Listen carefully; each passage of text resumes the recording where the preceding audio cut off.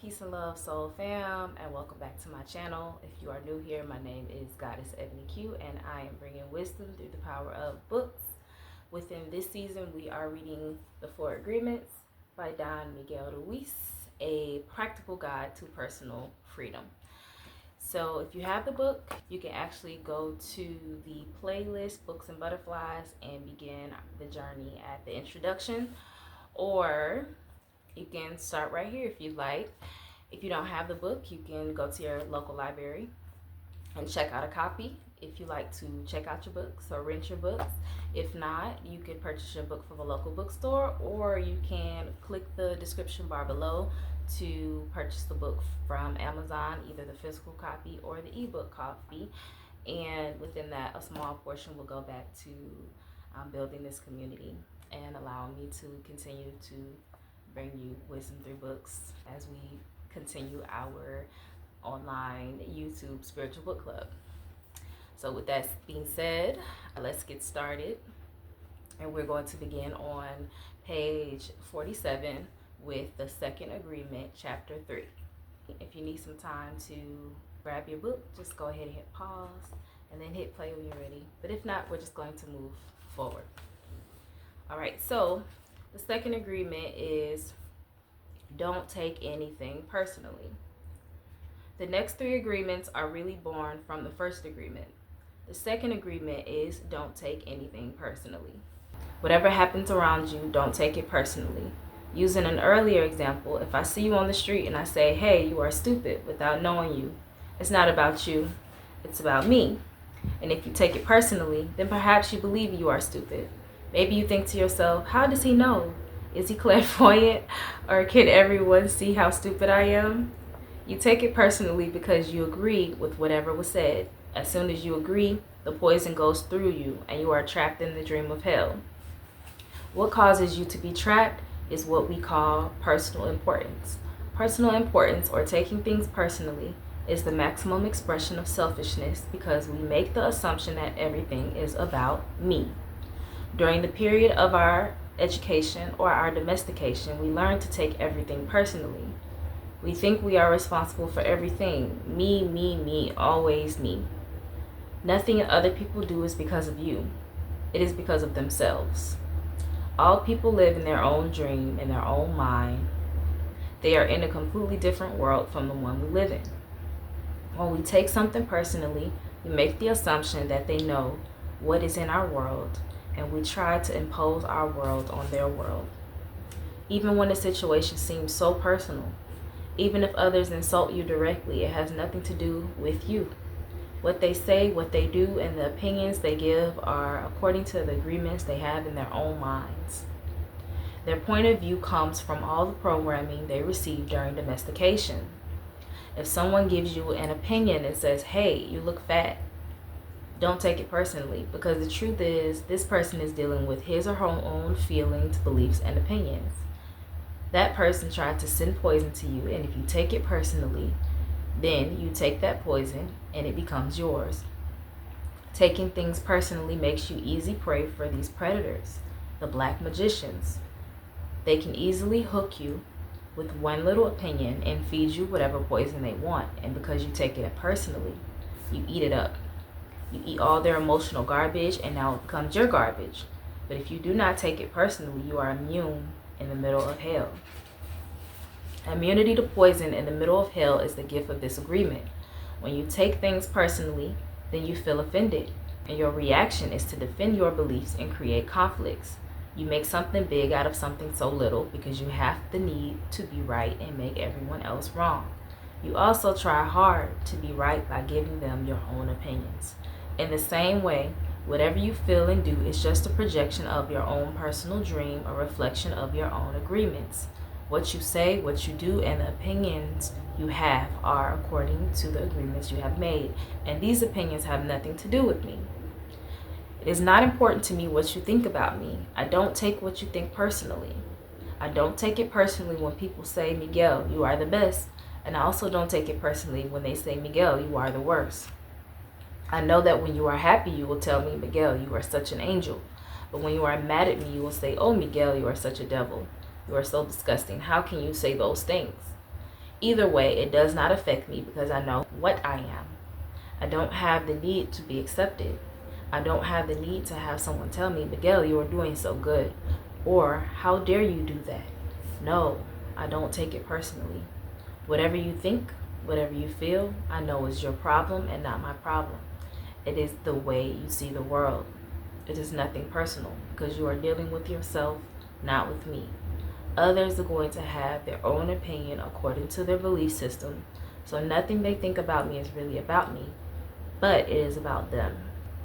You may even tell me, Miguel, what you are saying is hurting me, but it is not what I am saying that is hurting you. It is that you have wounds that I touch by what I have said. You are hurting yourself. There is no way that I can take this personally, not because I don't believe in you or don't trust you, but because I know that you see the world with different eyes, with your eyes. You create an entire picture or movie in your mind, and in that picture, you are the director, you are the producer, you are the main actor or actress, and everyone else is a secondary actor or actress. It is your movie. The way you see that movie is according to the agreements you have made with life. Your point of view is something personal to you. It is no one's truth but yours. Then, if you get mad at me, I know you are dealing with yourself. I am the excuse for you to get mad, and you get mad because you are afraid, because you are dealing with fear. If you are not afraid, there is no way you will get mad at me. If you are not afraid, there is no way you will hate me. If you are not afraid, there is no way you will be jealous or sad. If you live without fear, if you love, there is no place for any of those emotions. And if you don't feel any of those emotions, it is logical that you will feel good. And when you feel good, everything around you is good. When everything around you is great, everything makes you happy. You are loving everything that is around you because you are loving yourself, because you like the way you are, because you are content with you, because you are happy with your life. You are happy with the movie that you are producing, happy with your agreements with life. You are at peace and you are happy. You live in that state of bliss where everything is so wonderful and everything is so beautiful. In that state of bliss, you are making love all the time with everything that you perceive. Whatever people do, feel, think, or say, don't take it personally. If they tell you how wonderful you are, they are not saying that because of you. You know you are wonderful. It is not necessary to believe other people who tell you that you are wonderful. Don't take anything personally. Even if someone got a gun and shot you on the head, it was nothing personal, even at that extreme. Even the opinions you have about yourself are not necessarily true. Therefore, you don't need to take whatever you hear in your own mind personally. The mind has the ability to talk to itself, but it also has the ability to hear information that is available from other realms. Sometimes you hear a voice in your mind and you may wonder where it came from. The voice may have come from another reality in which there are living beings very similar to the human mind. The Toltecs call these beings allies. In Europe, Africa, and India, they call them the gods. Our mind also exists in the level of the gods.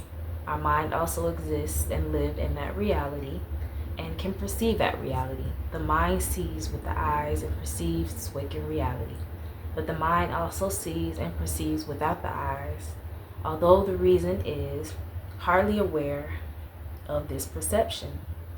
The mind lives in more than one dimension. There may be times when you have ideas that don't originate in your mind, but you are perceiving them with your mind. You have the right to believe or not to believe these voices and the right not to take what they say personally. We have a choice whether or not to believe the voices we hear within our minds, just as we have the choice of what to believe and agree with in the dream of the planet.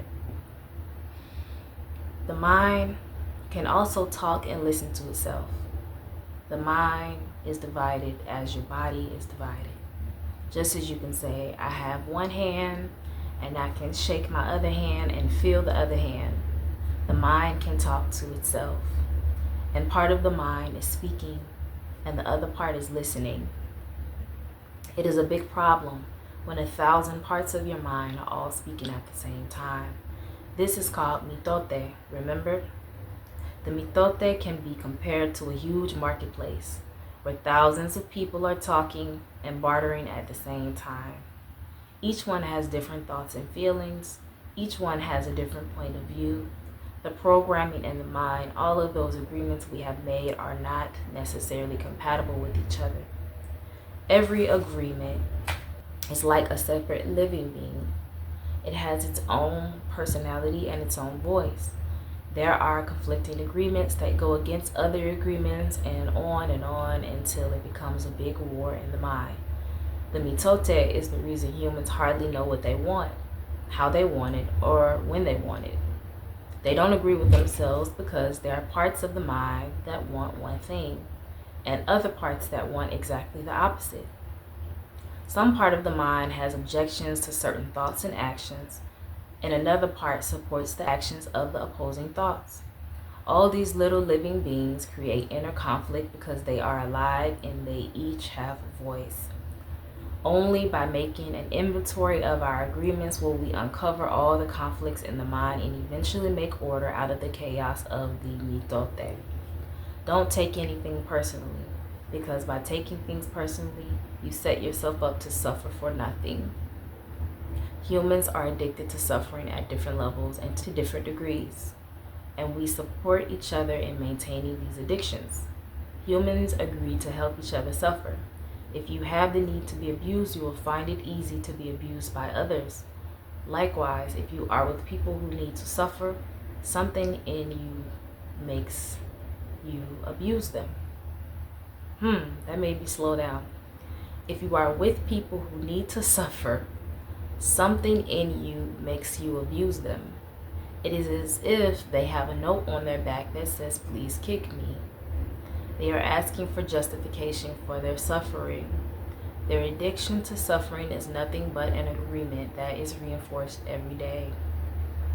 Wherever you go, you will find people lying to you, and as your awareness grows, you will notice that you also lie to yourself. Do not expect people to tell you the truth because they also lie to themselves. You have to trust yourself and choose to believe or not to believe what someone says to you. When we really see other people as they are without taking it personally, we can never be hurt by what they say or do. Even if others lie to you, it is okay. They are lying to you because they are afraid. They're afraid you will discover that they are not perfect. It's painful to take that social mask off. If others say one thing but do another, you are lying to yourself if you don't listen to their actions.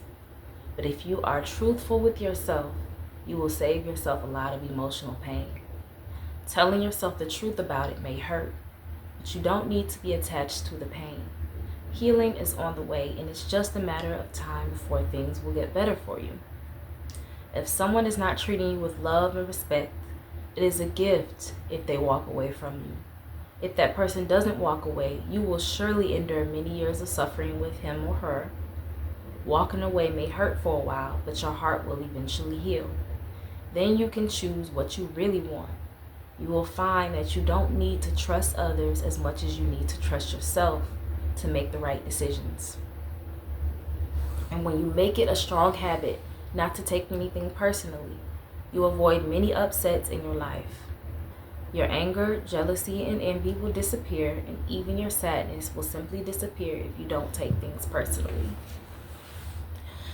If you can make this second agreement a habit, you will find that nothing can put you back in hell. There is a huge amount of freedom that comes to you when you take nothing personally. You become immune to black magicians, and no spell can affect you regardless of how strong it may be. The whole world could gossip about you, and if you don't take it personally, you are immune. Someone can intentionally send emotional poison, and if you don't take it personally, you will not eat it. When you don't take the emotional poison, it becomes even worse in the sender, but not in you. You can see how important this agreement is. Taking nothing personally helps you to break many habits and routines that trap you in the dream of hell and cause needless suffering. Just by practicing the second agreement, you can begin to break dozens of teeny tiny agreements that cause you to suffer. And if you practice the first two agreements, you will break 75% of the teeny tiny agreements that keep you trapped in hell. Write this agreement on paper and put it on your refrigerator to remind you all the time. Don't take anything personally. As you make a habit of not taking anything personally, you won't need to place your trust in what others say or do. You will only need to trust yourself to make responsible choices. You are never responsible for the actions of others. You are only responsible for you. And when you truly understand this and refuse to take things personally, you can hardly be hurt by the careless comments or actions of others. If you keep this agreement, you can travel around the world with your heart completely open and no one can hurt you. You can say, I love you, without fear of being ridiculed or rejected. You can ask for what you need. You can say yes or you can say no. Whatever you choose, without guilt or self-judgment, you can choose to follow your heart, always. Then you can be in the middle of hell and still experience inner peace and happiness. You can stay in your state of bliss and hell will not affect you at all. And that is the end of chapter 3, the second agreement, on page 61. I hope this reading has been all that it was meant to be for you today, and that you received whatever it is that you were destined to receive from it today. If you feel so inclined to, please like, share this video with someone who may benefit from this reading. Comment if you feel so led to, in terms of sharing your experience of this read, anything that resonated with you, any questions, comments, advice, whatever comes up organically for you. And make sure you subscribe to my channel, hit the notification bell so that you can stay updated on when the reads come through.